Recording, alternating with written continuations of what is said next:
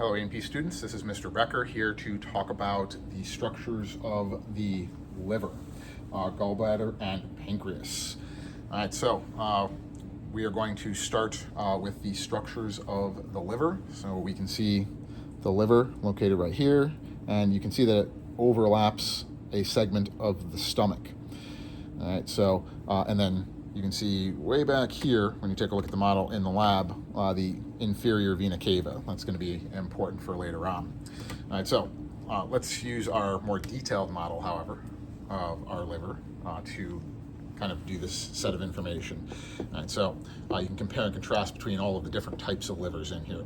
All right, we have a extremely large right lobe to the liver and a much smaller left lobe located over here. And then there's two small lobes that are attached to the liver as well. The first of these is the caudate lobe, located on the posterior side of the liver, right next to the inferior vena cava.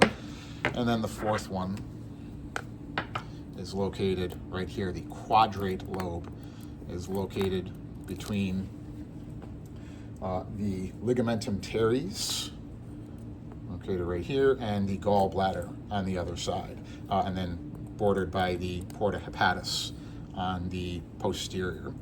All right, so the ligamentum teres is the leftover structure of the umbilical vein coming into the body. It passes through the abdomen and then through the liver and then inserts onto the inferior vena cava, located back here.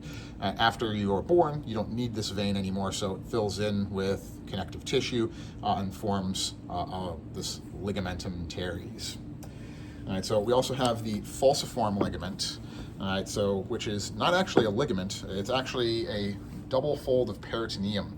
So you have a fold of peritoneum on this side, fold of peritoneum on this side, and the reason it folds is because of the umbilical vein. As the peritoneum grows up around it on either side, it can't magically encircle it, so the two layers of the peritoneum come up either side of the liver and create this, looks like a ligamentous structure, but it's really a fold of the peritoneum. This also leads us back toward here, where we can see the peritoneum doesn't fully encase the liver.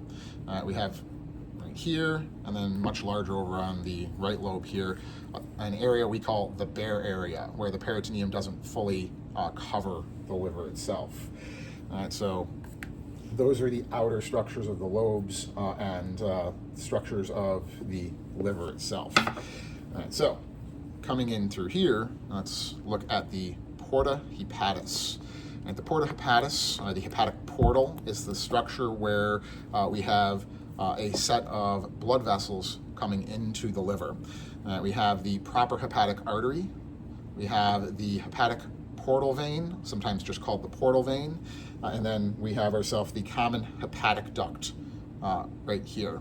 The common hepatic duct is going to be collecting up all of the bile that's being produced by the liver, and it's going to send it to here, where we have a choice. We can either send it down the cystic duct this way, or we can send it to the duodenum, so that way we can emulsify our fats.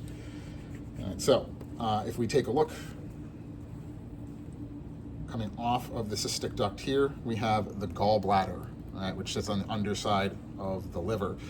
We have the neck of the gallbladder right here, the body of the gallbladder right here, and then the fundus of the gallbladder located right here. So we have a structure that expands, very similar to our human stomach. So finally, we have, back in our main model here, zoom in out a little bit, behind our liver and our stomach, we can see located right here our pancreas.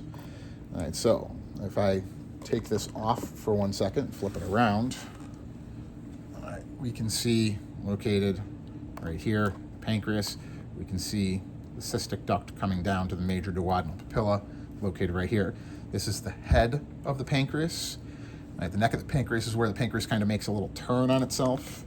And then from the front, All right, we can see the body of the pancreas and then the tail of the pancreas. Starting in the tail and becoming progressively larger as we move through is the main pancreatic duct. All right, these are the structures of the accessory organs of our digestive tract.